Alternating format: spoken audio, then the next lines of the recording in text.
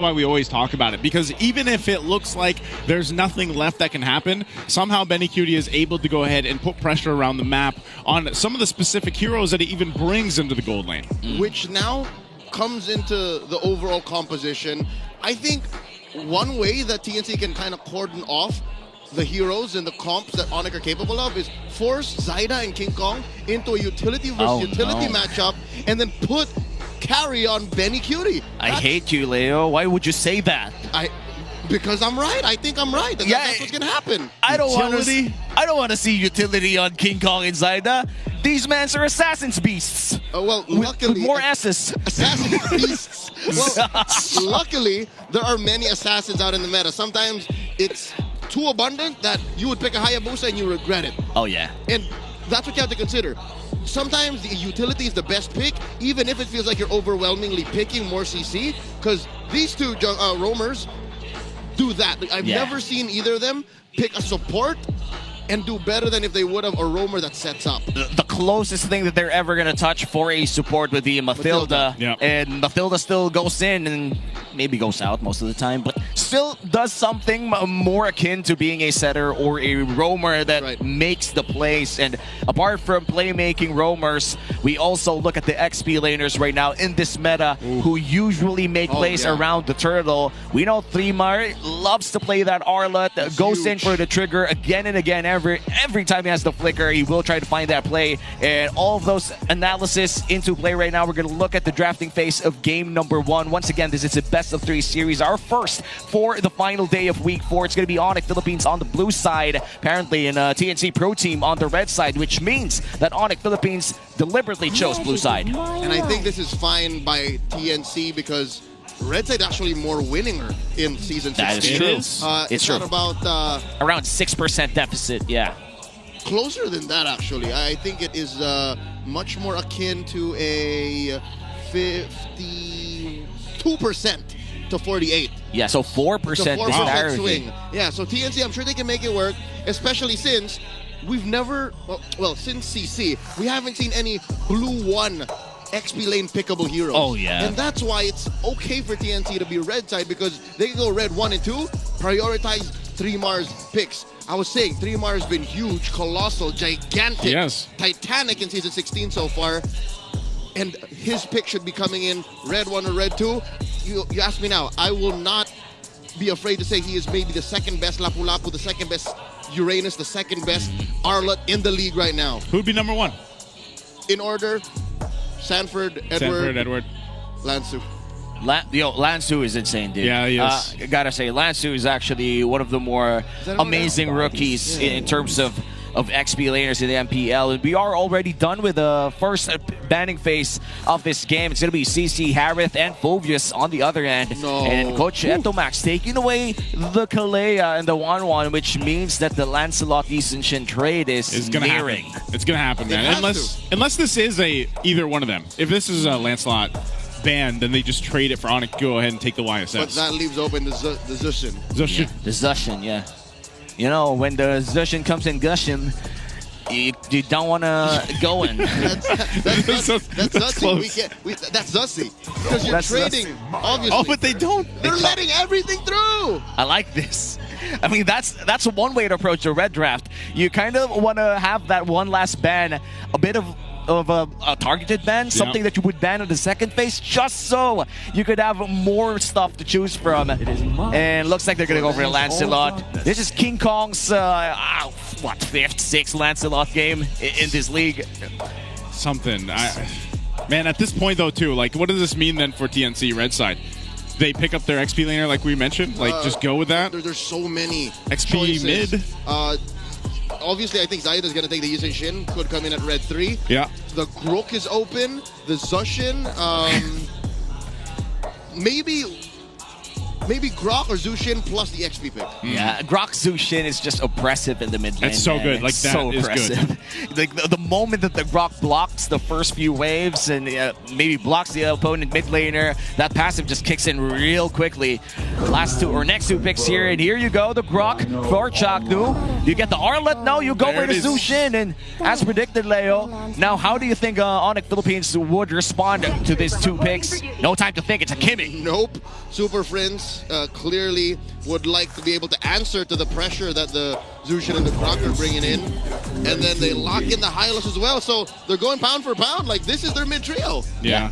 It solves a way to go toe-to-toe with just a Grok and a Jushin, what they provide. So this is probably, they're just going to go the YSS there to lock it in unless they're willing to just kind of let it be potentially banned out. Yeah, no, because if you don't pick the usage in here, you still open yourself up to possibly a Fredrin later on. Or even a Hayabusa. A Hayabusa, you're fine. But we're looking at 3-Mar now. Yeah. Is this where he picks the laps? You could go for Lapu Lapu or maybe Arlo. even an Arlet. Yeah. The Arlet could be a potential good choice here. Zushin Arlet has been one of the more underrated combos, but Oh my baby! God! Wow. Saida locks in the Fanny against a Lancelot. Oh, this is interesting. He did not appreciate being low on that pick rate when we asked who the real Fanny gods were. That's true. He wasn't there. Because Midnight would fight tooth and limb to say it's Zyda. Zyda, yeah. Man, went full Justin Bieber mode there. That should be me. That should be me! Throwing out my cables. Really good at that. Hey, thank you, man. Thank you. I've learned from you. I've learned from the best. Well, it's definitely Family Sunday here in MPL Philippines right now. And we're looking at the second banning phase. For Onic Philippines, they're still looking for their potential roamer or XP laner and gold laner as well. I do believe that this Kimmy is no longer a flex pick by this point. No, I can't remember the last time I saw a Kimmy Gold and say, hey, I'm so thankful that's a Kimmy Gold. Yep. That's Yeah, same. happened in MSC and never again. I was gonna say, yeah, happened once. I wish I did remember. Well, that means the Arlet is taken away here by TNC Pro Team, which also limits their own choices for XP lane, considering that they don't have their XP lane too. Neither do. So that's what's cool is they're first on the swing back. So Red 4 will be theirs, and they'll get the prime pick once we go back into picks. But looking at Onic, I think they can still lock down on gold lane. They should attack gold lane. Oh, good man. There you go. Still XP lane. Okay, never mind then. It's going to be narrowed down, which is funny, too, because, like, Uranus and Esmeralda are open. I hate myself. Glue, though. Glue is there. But, yeah, I think that would be echoed around if that ends up being the case. Now they start attacking gold. Yeah. Are they going to remove the carry here? Because most likely, if they don't remove the carry, it's going to boil down to Esmeralda, Uranus, and carry just loves them both in a bad way. Because the carry kills both of them, you know? She shreds through them. Yeah, she does. Yeah, she does. Also, Lunox is open to take, but no Harith is available. We have seen a lot of Ruby Lunox for this week, which isn't really high in win rate, so hopefully we don't see it in game number 1. Onic Philippines on their last ban. Are you going to take away the carry from Benny Cutie? I think the Granger's just as dangerous. Oh, right. The carry is the Granger. Experience there it is. Okay, Granger's out, so this is most likely just XP option? Yes. You have to, because it's like this is just Uranus? Oh, yeah. This is going to be Uranus, which means that Onic Philippines is so incentivized to go for that carry, but then again, you are looking at a Fanny too. Yep. Even the Grok is going to have a field day on you. Yeah. And even the Zushin, I'll tell you now, like, that's no joke. If they hit you with a Crimson Beacon and you stand underneath that thing for 2 seconds, which is, again, your prime sweet spot of throwing light wheels at dudes, you're going to get lifted up, smacked down to the ground, 6 feet under, and you take a nap for like 40 seconds. Hey man, I don't like forced naps. Hopefully they do get some shredder here that could be what? Who's forcing you to nap? When did you ever get forced to take a nap? Maybe like 20 years ago. 20 years ago. Oh wow! A debut pick Brody coming in from Onic Philippines. That's how you answer You answer it. Traditionally. And again, a Hilda too. Throw it into the hands of Ryota, I would assume. There you go. And then TNC gets the go signal. Okay, we take the carry. It's a winning matchup for Benny. Yeah. It is. Wait, well, in the laning phase, he's gonna have wouldn't have a field day against a Brody just because of the range matchup. But if he survives that, which is he's so good at that. He's so good at just laying low, just brewing a storm. That's true. And then coming out. This is the situation when I say you win the lane without the lane. Yeah, and hopefully he is able to farm up. He does have a Fanny to exert some pressure over Kelra, so that early game advantage coming in from this Brody might not even make sense the moment the jungler comes in gold lane. It's never going to be just 1v1. It's either nobody goes to gold lane or everybody goes to gold lane. And this is going to be match 1, game 1 of our best of 3 here. Once again, this is Onic Philippines versus TNC Pro Team.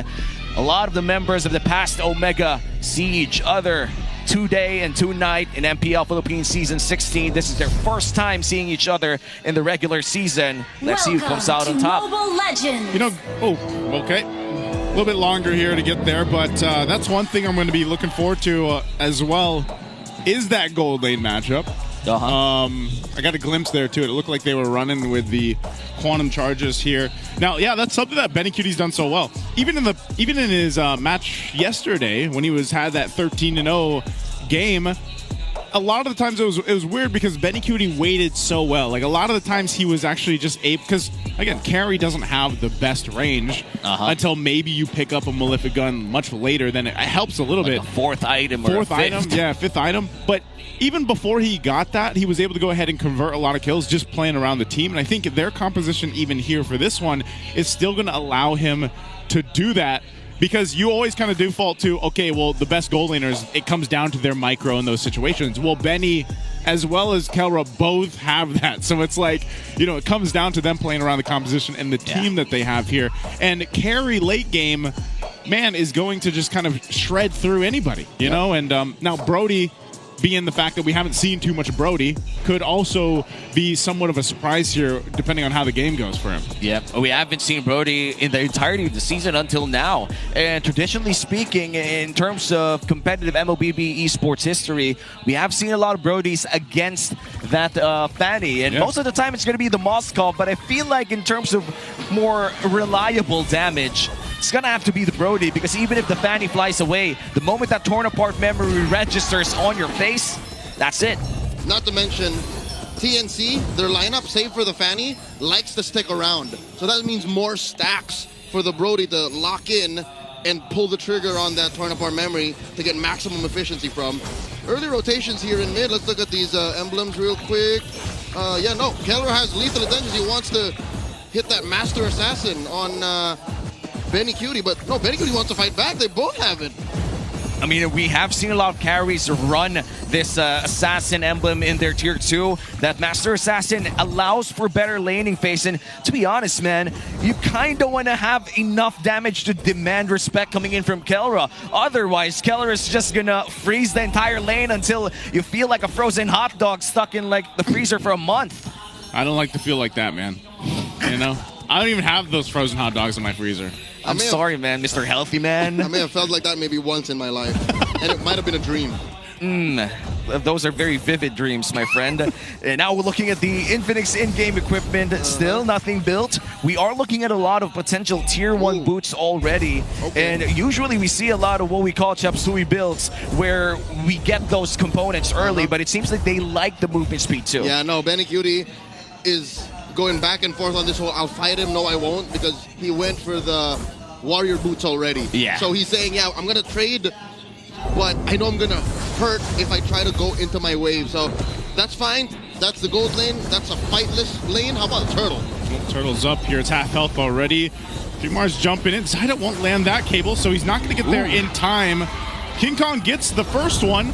Not sure if a fight's even going to break out here. They are going to drag Ryota back a little bit, but still, I think it's just a little bit off on the timing there for TNC, and it's better that they just let it go. And at least no casualties for TNC here. Zyda did miss that cable and has been missing quite a few ever since this game started. Hopefully, he warms his fingers up just in time. Yeah, no, the problem with TNC's lineup, at least in that stage of the game, is they were lacking level 4s. And without the tech charge, without the full Grok kit, they couldn't threaten Onic. So Onic just, literally what King Kong did is they just stood there, threatened with the Law and Order, threatened even... Actually, they pulled the trigger on the pulse. And that made it all the more worse for TNC, which again, I'm thankful that the Phoenix Army did not force anything. that could have been so much worse. Yeah, but now Chaknu's level 4 access to tech charge is already there. It might just be the trigger the TNC Pro Team is asking for. Big rotation upcoming here down gold lane, considering that the pathing for this Fanny is looking to be going towards that area. But let's take a time to applaud Benny here. Currently #1 on this carry. 45 games played. This dude is a carry man. Ooh, yeah. Again, when you say carry, only 3 names pop up. Oh, wait, mid! Oh, Chaknu, is he going to be in trouble? Phantom Execution. He'll burn the flicker. Oh, no, friends! So his pathway dropped down 2 when Zyda gets out. Both teams not able to secure the first blood there. Got close. They got some resources out, though. Oh, those are crucial flickers for the upcoming turtle fight. And look at... Oh, no! Kelro! Doesn't have enough damage just yet. But first blood happens. How did that happen? Oh, there's a response, though. 3mar got the first blood, and there's going to be a little bit more here in the mid lane. Lancey, oh no! Using there, the tech charge. But Ryota, tanky enough on the hill that will be just fine. And no battle spells for this upcoming turtle fight. The only one that has a flicker right now is Lancey and Kelra on both ends, and maybe even Benny Cutie. Oh. But we can't expect these gold laners to rotate up top here quite early. No. Lancey actually has it, so that's very important. The tech charge can come in, very honest. Turtle at half health. Oh, they might try to go ahead and stall this out a little bit if they can. Zoning, but the turtle secured by King Kong. They might fight anyway, though. Brusco in trouble. Zyda going in. He tries to get the kill, but not enough damage. Has to back away. Didn't even need the revitalize from Brusco. So there you go. 2 for 2 in the turtles for Onic. Onic placed themselves very, very strategically. They were dodging and placing themselves where Chaknu couldn't get the honest tech charge. And Lancey, again, they're not at a point yet where damage is so reliable. I think even with this solid trio mid from TNC, they're going to have to wait for Benny Cutie. Benny Cutie is the key to this lineup. Yeah, and it's going to take a while before we see that real big damage coming in from Benny Cutie. And to be fair, Zyda must be hating Ryota's guts right now. This... Oh, wait a minute, Hilda. He wants to go for the kill anyway. Has a little bit of shield. Zyda just bobbing away. Ryota got so close. But finally, Zyda gets the kill. They got a little dicey there for Zyda. That was a close call. He was waiting for the energy. That's why he can only really basic attack. And the fact that the passive... Oh, Benny! Oh! Benny goes down instead. Chaknu a little bit too late on the tech charge. And now he can't get anywhere. There you go. Some backup comes through, but it's Super Friends to pick up Chaknu as another falls here. Oh man, that's a flicker burn as well coming in from Chaknu. This might just be really bad here for TNC Pro Team as the next upcoming turtle, the roamer, Chaknu himself, wouldn't really have tools to surprise Onic Philippines. Again, it's that flicker. He used it to try and save Benny. Lancey here, I think he'll be fine. They're just really trying to buy space here so that maybe they can contest that final turtle. But I think Onic has their number. They have them checkmated. They know that they can fight back until Benny is ready. Yeah, for TNC, they just have to stall this out. The power spike for Onic Philippines is already now, and they can't just pick up fights again. Oh my god! Tech charge again. Here comes Zyda. Comes cabling in. We'll get a flicker from Super Friends. 3mar tries to help out. They're onto the turret, though. No. They're in trouble. Takes a couple too many hits as 3mar and Lancey go down, even burning the flickers. No matter how you slice it, dice it, turn it sideways, you need Benny for this lineup to work. Look at these gentlemen, a Uranus, a Grok, a Zushin, and a Fanny. It sounds like I'm setting up a joke, but no, these heroes, they can't really fight back and deal reliable damage to what Onic brings to the table. Yep, they really need that damage coming in from the carry. Chaknu did find a great setup. That was a 2-man tectonic charge near that RBM, but sadly, the DPS coming in from Lancey is just not enough just yet. Zyda did have that burst damage, but again, couldn't really find the targets that they wanted, and a lot of survivability options as well coming in from Onic Philippines. That revitalize coming in from Brusco just allows Onic Philippines to raw dog the entire team fight. Yeah, that's the way they want to play it. They're going to go that way, and it's trouble. Glorious pathway to just force them off this tier 1. Onic Philippines wants this turret. They'll get it. Tier 1 in the mid falls, and they'll look for the next. A lot of pressure. This is where we start to see the pressure towards these purple buffs that are so crucial for Zyda. Ryota Ryota taking some damage. He has to go ahead and back off there. Brusco jumping on in. They just want to take the buff. Chaknu goes in with a tech charge. Brusco falls. Still Chaknu on the run. Here's Zyda swinging in again, looking to get Ryota down. Ryota's still alive. He wants to fight him out. But finally, 3mar will pick it up. So all that for pressure on the purple buff. 2 for 1, too. This is actually oh my God! King! That was so clean. I'm not sure what Lancey had in mind there. And 0 reaction from our nonchalant King. 4K already for Onic Philippines. And it seems that they're not done yet. They want to push down bottom lane, but 3mar and Chaknu will be able to defend right now. Like TNC Pro Team, what else do they have to do? They shouldn't be trading this way. Again, I think it's come through to them. They heard us through the mics. It has to be Benny. And at that time, they were saying, yeah, Benny, how about you try it now? But 2 items deep, that close, that tight in the purple pit is not where you want to send Benny, not right now, not 8 minutes into a fight where you're down 4K. Yeah. What they should do is, again, send Benny in the far lane, because, again, Onic, for them to get to him, they have to show up on the map. Yeah. And Onic can't do that right now. Onic are actually balancing how much pressure do we put on our side of the map and how much do we take away from Zyda and Benny Cutie. They can only do one of these things effectively. And now the Lord already half HP. I feel like TNC really can't contest this. And this is going to be a free Lord. Onic Philippines secures the first Lord of the game and the first 3 turtles too. Perfect objective game so far. See, this is what I'm talking about. Even when they're about 5K ahead and they know TNC can fight back, Onic are still staying a tight unit. They know they have to fight together. Glorious Pathway! Glorious Pathway dropped down. Zyda trying to get his buff. He doesn't get it though. Oh no. Buff stolen. Going to be really difficult because now they have to go ahead and try it to defend the base. Oh, Kelmer will just flicker. Straight up flickers, dude. I guess he's just like, I'll just flicker, I guess. Better save the story. I agree. He's like, I played with Chaknu before, man. This man will delay it as much as he can, and he's gonna flicker ult me. And just like that, Brody's back in MPL Season 16. The last time that Brody showed up was in Season 14 by Super Marco, and Falcons AP Brand was still a thing during that time, and it's RSG Philippines too. And now we are about to enter the 10-minute mark. The items for the carry already has 2 of the Trinity items. I feel like just a few gold more and you're going to have that THS. Oh, look at this. The pressure just to take off in the mid lane. You can see Zyda trying to do some split pushing here. He's taken quite a bit though, so they know they can clear the Lord out, but they will lose that Holy Shield up top. Oh no. Chaknu's trying to delay this one here in the mid lane, but that'll pop too. So now the focus in this base turret. Traction pulse thrown out. Zyda now joining the fight. Glorious Pathway comes on down. What are they going to be able to focus on here? 3mar tanking up a ton of the damage. King Kong will jump in. Thorn Rose, but still, TNC will hold on to the base turrets. Well, at least the inhibitor turrets are still alive. Are threading the needle. In a split second, Chaknu could have said, I'll call it, tech charge into this Lancelot when he comes out. But they know that they have to hold on to it for a time like this here. Oh, Zyda in trouble. He just wants his buff, man.